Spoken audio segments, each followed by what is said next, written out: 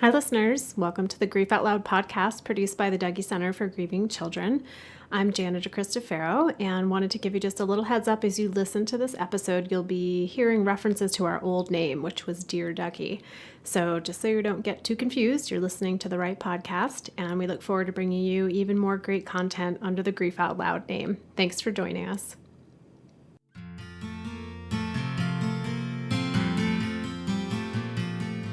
Welcome to another episode of the Dear Dougie podcast, produced by the Dougie Center for Grieving Children in Portland, Oregon. I'm Brendon Connolly. And I'm Jana DeCristofaro. Thank you for joining us today. Our podcast is the result of 30 years of stories and talking with families and kids and teens who have had someone in their life die. And after so many years of listening to what they've shared with us, we wanted a chance to bring their knowledge, their learning out to the larger community. So this podcast is a way to open up the often avoided conversation about grief and about loss. And even though grief is something we all experience during our lives, when it does happen, most of us find ourselves unsure of what to do, how to feel, how to support one another. So whether you're grieving a loss or wanting to support someone who is, we're here to help talk through all of the issues that might come up. So this episode seems to, it points right at the griever, it seems like today, the stuff we'll be talking about, how identity feels like it shifts and changes a little bit. Is that right? Right. We're looking at sort of that, who am I now that someone really important in my life has died, and how have I changed behaviorally, emotionally, looking at the ways that people might change what they value in life, what they consider to be a priority. So some people can think of it as like a secondary loss. I don't know if that seems to make it sound like it's a less than loss. I think it's just as equal, but there's, we're looking at the loss of the person, what we miss about them, what they meant to us in our lives. And then we're looking at how have we changed? What are maybe some of the things about us now that we miss how we used to be in the past? And also, what are the things that we've learned about ourselves that we really value? Is that also point at the loss of whatever relationship was between two people? Definitely, right. So the relationship that you had with that person, how you identified in the world as being part of that relationship. So it could be the specifics of the person. Say it was, your partner who died. So you missed the specifics of who they are, but then you may also be grieving being part of a couple. And what did that mean? And what did that mean for your role in the world? Yeah, your identity. Yeah, that I see that. There's a book that comes to mind, and it was this quote from this book that really kind of generated this whole podcast idea for me. Was Joan Didion, who's a very well-known author of both fiction and nonfiction books. And her husband died very suddenly. And she wrote a memoir of the first year after his death. She entitled it The Year of Magical Thinking. And in there she writes, "We are imperfect mortal beings, aware of that mortality, even as we push it away, failed by our very complication, so wired that when we mourn our losses, we also mourn, for better or for worse, ourselves, as we were, as we are no longer, and as we will one day not be at all." So that really got me thinking just of all the stories that I hear from people in our groups talking about missing the person, missing the life with the person, but then also missing who they thought they were and who they planned on being in the future. Yeah. And I could probably go down a long rabbit hole about how amazed I am that people can write things like that. Right. In the midst of such emotional turmoil, to put their experience into words that resonate oftentimes so deeply for millions of other people. Yeah. Okay, so on to some of the more concrete pieces of this, because I think it could be a real kind of rambling reflection on the philosophical nature of self and all of that. But so we're not going to go start today.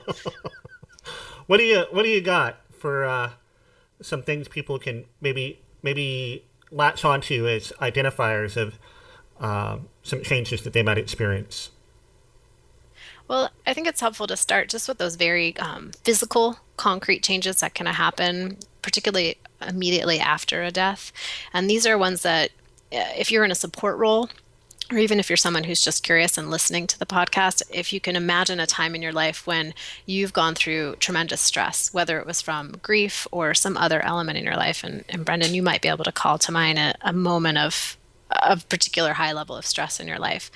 And what happens for people is, especially in grief, we think emotions, right? It's going to affect me emotionally. I'm going to feel sad. I'm going to feel angry. I'm going to maybe feel numb and not feel anything at all. But so often grief is this, it's a very holistic experience that it affects us on so many Yeah. levels. And those are the changes I think that can really surprise people. So I don't know for you, but if I'm going through a time of a lot of stress, my sleep goes totally haywire. Yeah. Yeah, So mine, yeah, a little bit that way. I mean, I wake up more often, and I can't turn my mind off. But it feels like my emotional range gets more limited. Like I'm not as broad. I don't have a capacity to be as broad of any as broad an emotional range, if that makes sense. And it feels so it like, really yeah, everything just kind of the walls come in a little bit, you know. So you're in this sort of like tunnel of like maybe there's these two really strong emotions that you are experiencing, maybe Yeah, simultaneously or bouncing back and forth. So yeah, so you can have for some people that emotional range can get limited. For other people, they may be experiencing emotions they had never even conceived of yeah, before. right. So that can be happening, and when that's going on, so waking up early in the morning is a really common one for people. I call it the mental spin cycle of the washing Yeah, machine. You wake up yeah, and just start thinking through all the things. A lot of people struggle with just completing really simple tasks, things that they used to be able to do without even thinking about them. Suddenly, the thought of doing laundry is completely overwhelming. And you've got people who can't be alone at all, want to be around people all the time because it's just too much to not be interacting with others. And then people on the other end of the spectrum who are like, I need to go in my room and shut the door. And I really wish all the people who are now invading my house would leave me alone. So I wonder, do you see if that is keyed to introversion or extroversion? I mean, if somebody's an extrovert, do they gravitate away from being alone, and vice versa, or is it just all over the map? I'm not sure. I would have to give everyone an introvert extrovert test when they Yeah, came to group to know. But just based on people's anecdotal recounting of what it's like for them in this beginning phase, it seems like a lot of people do revert to whatever comes naturally for them. yeah, But given the nature of what happens in people's lives when someone dies, especially immediately after, they don't often have a choice about that. So maybe someone tends to be more introverted. They find a lot of support and solace in being by themselves. But so many people are coming to their house or calling them or wanting to be part of what's happening. So they may be pushed past what comes naturally for yeah, them. yeah, And then on the other side, later on, I've talked about this in group with quite a few people who they maybe used to be more introverted and are now finding themselves, because grief itself can feel so isolating, that they're like, whoa, I really need to be connecting with people more. So they're having to force themselves to kind of go way outside their comfort zone and be more social and learn to be more connected to people, because perhaps the person who died was that one really close person. And now they're having to kind of broaden that and make more connections with people. yeah.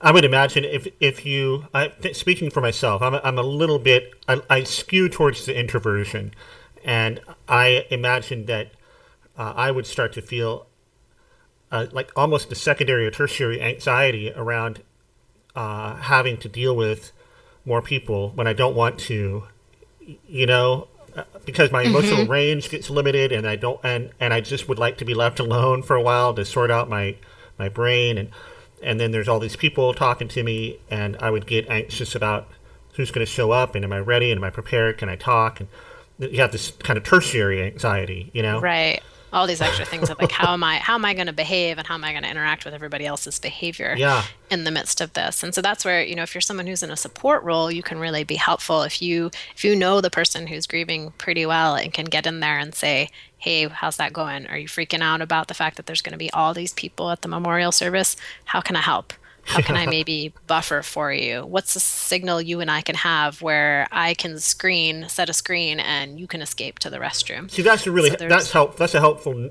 note, because I'm going down a little bit of a rabbit trail, but I was on the airplane the other day, and I don't really like being on airplanes. I'm not totally phobic, but I just don't like being in a metal tube. And I get a little, a little hyperventilating, and I have to just kind of go into my breath and just focus and all that. And I get a little anxious. And the thing that helps me the least of all is if somebody says, "Hey, Brendon, are you feeling anxious?" Like, oh, In the moment, that doesn't feel very good. Right. But like you just said, what trigger can I? What's a keyword that you can say that I know that I need to do a thing? That sort of thing. Really concrete helpfulness rather than this more abstract. How are you feeling now? Which takes you back to my anxiety now. And the importance there of talking about strategizing when you're not in the midst of the emotional overwhelm. Yes. So if you're already feeling anxious and then someone says, "How are you? What can I do?" You're like, "Oh my gosh, there's too many things coming at me at once." But if you had a conversation with someone who was going to be on the plane with you 2 days before when you weren't feeling it yet, to say, "Okay, here's what I think might be helpful." And maybe a nonverbal thing, squeeze my shoulder, hand me a book, give me a payday candy bar, like whatever's going to work for you. Yeah. And that's really helpful with kids too. When kids are kind of riled up, it's really hard for them to say, "This is what I would need right now." But if you've got a plan in place, it can go a long way to reassure both the person who's going to be experiencing the emotional overwhelm and the person in the support role. Yeah. So, go ahead. So those are some of the things that people are, may really experience early on. So you've got your physical changes. Your body might feel a lot different than it normally does to you. A lot of people will have like headaches, stomach aches, general body aches, feeling tense but tired at the same time. Some people find they're a lot crankier than usual. That small little things that they used to be able to say, whatever, small frustration turns into a really big thing. Or the opposite, like, I can't believe I used to spend so much time being frustrated with traffic when, like, that in the grander scheme of things, that doesn't matter. Yeah. So those are some of the things your perspective. Yeah. And then as the loss continues, right? So the immediate physical after effects start to fade or shift in some way.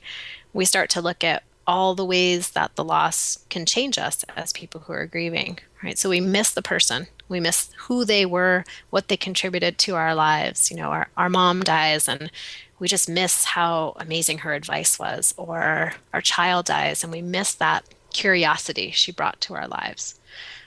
And then we move into like missing who we were when that person was with us. So, if I'm someone who my mom gave really sage advice and I'm looking towards trying to pick a college, I might find that I'm way more anxious about that decision than I might have been because I don't have my mom to go to. I can't go to her for advice. Or, I'm a parent and I find myself not getting as excited for taking my children to the science museum because my daughter, who was so curious, won't be with us. Yeah. Yeah. And then there's just sort of this general missing of like who I used to be. And in our groups, this sounds a lot like, I'm just not the same person. And I used to be able to go out with my friends and not think twice about it. Like it might be a fun time, it would be kind of boring. But now I'm that person who I don't know if I'm going to suddenly have a tearful meltdown in the middle of everything. So it's kind of scary to make plans to go out. That doesn't seem, I'm probably naive, but that doesn't seem like a permanent change to a person necessarily. Like that wouldn't be the next 20 years or, you know what I mean? Or am I just being crass? Well, it's going to be different for everyone. And I think for sure these things are going to be probably most intense at the beginning. Yeah. But movies are a big one that people talk about in group. Of like, sometimes I got to preview the movie because I don't know before I'd go. And as long as I knew it wasn't a horror movie, I figured I'd probably be okay. Yeah. But now I got to find out if somebody dies in the movie because right now I can't handle it and how long that lasts for people. And people may be like, I used to love horror movies and now I don't watch those anymore. Yeah.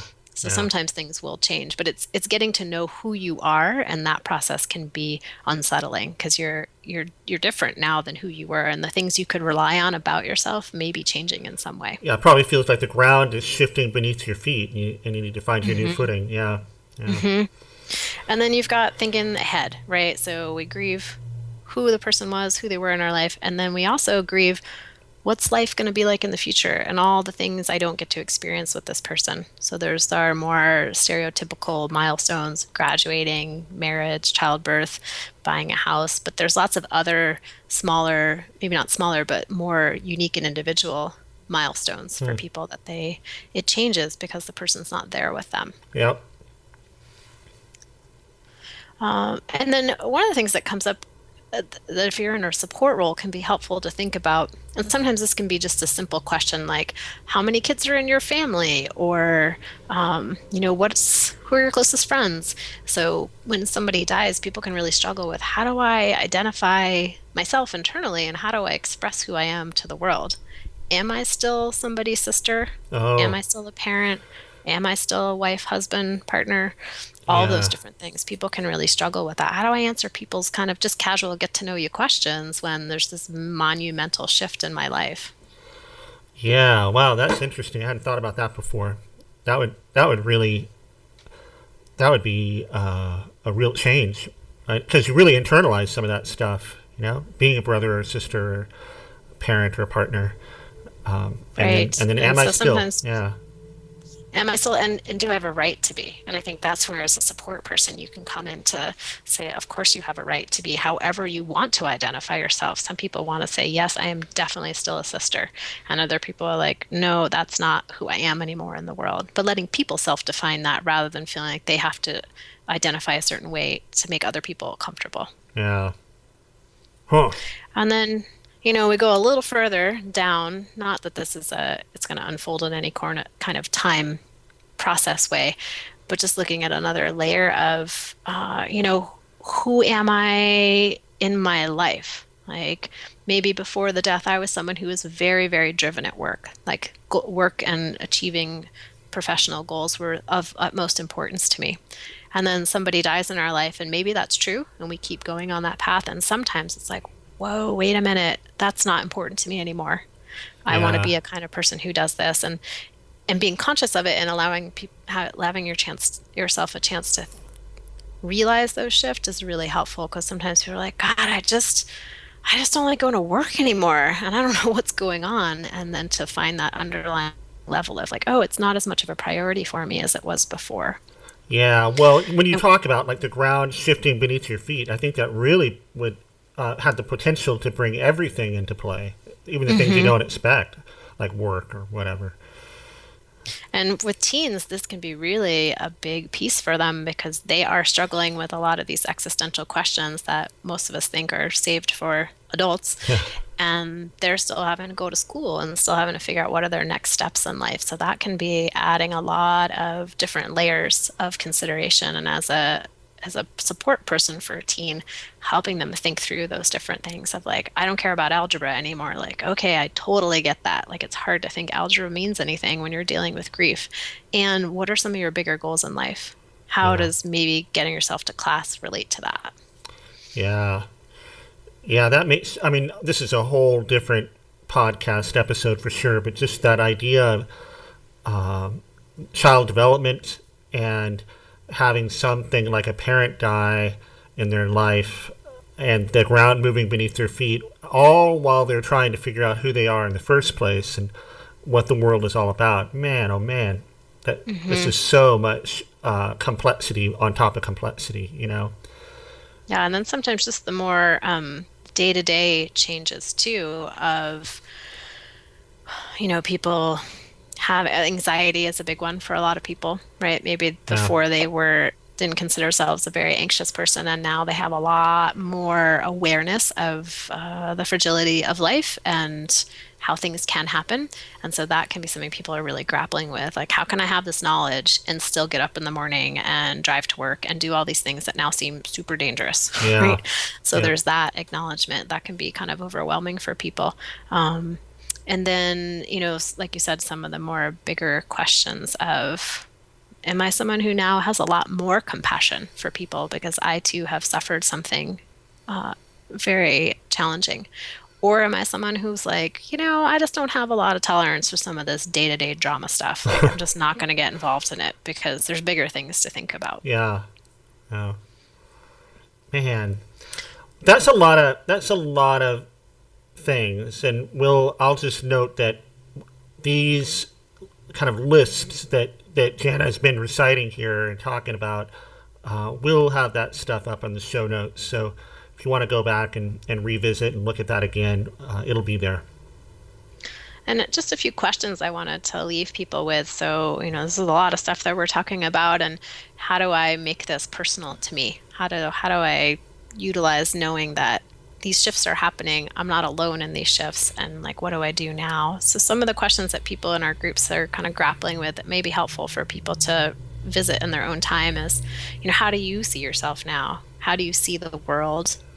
Which of those changes do you value? Which ones are you help you feel more connected to yourself? What strengths about yourself have you discovered in the process? And where are the places in your life where maybe you need additional support? Maybe the places that have become closed off or cut off in some way. And then what parts of yourself do you really miss and want to recultivate? So as you mentioned earlier, is this a permanent thing? So for someone who says, here's a change I've noticed, it's interfering in my life, and I would like to get back to being able to socialize spontaneously. What are the steps you can take to re-engage in that way? That's helpful. We'll have those questions also up on the show notes, so you can go back and look at those and reflect on them a little bit, as is helpful for you. Jana, thanks. Thanks, Brendon. And podcast people out in the world, thank you for joining us for another episode of the Dear Dougie podcast. And to learn more about the Dougie Center and to listen to past episodes of the podcast, find us at dougie.org. You can also find us on Facebook and Twitter. Our username is the Dougie Center, all one word. And we want to answer your questions about grief and loss, so send them our way at help@dougie.org, and be sure to put podcast, the word podcast, somewhere in the subject line, and that'll help us filter the email. And join us again next week for another episode of the Dear Dougie podcast. See you later, Jana. Bye, Brendon.